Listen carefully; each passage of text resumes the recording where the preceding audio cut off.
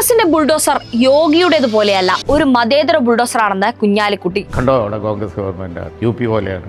കർണാടകയിൽ അതല്ല. സ്ഥലം പല പ്രാവശ്യം നോട്ടീസ് കൊടുത്ത് ഗവൺമെന്റിന് ന്യായമായി ഒഴിഞ്ഞു കിട്ടേണ്ട സ്ഥലമാണെന്നാണ് അവരുടെ വാദം. ബംഗളൂരിൽ കഴിഞ്ഞ ദിവസമാണ് പുലർച്ചെ 4 മണിക്ക് പട്ടിണിപ്പാവങ്ങളായതിൽ ഭൂരിപക്ഷവും മുസ്ലിങ്ങളും ദളിത് വിഭാഗത്തിൽപ്പെട്ടവരും താമസിക്കുന്ന ഒരു പ്രദേശത്ത് അവരുടെ കുടിലുകൾ ഇടിച്ചു നിരത്തി 300-ലധികം വീടുകൾ ഇല്ലാതെയാക്കി കൊടും തണുപ്പിൽ പുതയ്ക്കാൻ ഒരു തുണിക്കഷ്ണം പോലും ഇല്ലാതെ ഇറക്കിവിട്ട കർണാടകയിലെ കോൺഗ്രസിനെ ന്യായീകരിക്കാൻ രാവിലെ മുതൽ കേരളത്തിലെ മുസ്ലിം ലീഗ് നേതൃത്വം മത്സരിക്കുകയാണ്.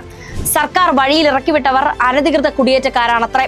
വോട്ടർ ഐഡിയും കെട്ടിട നമ്പറും വൈദ്യുതി കണക്ഷനുമുള്ള വീട് ഇടിച്ചു നിരത്തി ഇറക്കിവിട്ടവർ അനധികൃത താമസക്കാരാണെന്ന് മോദിയും യോഗിയും ഉയർത്തുന്ന അതേ വാദം. പിന്നെ ഇറക്കിവിട്ടവരിൽ മുസ്ലിങ്ങൾ അല്ലാത്തവരുമുണ്ട്. അതുകൊണ്ട് ലീഗിന് വിഷമമില്ലത്രേ.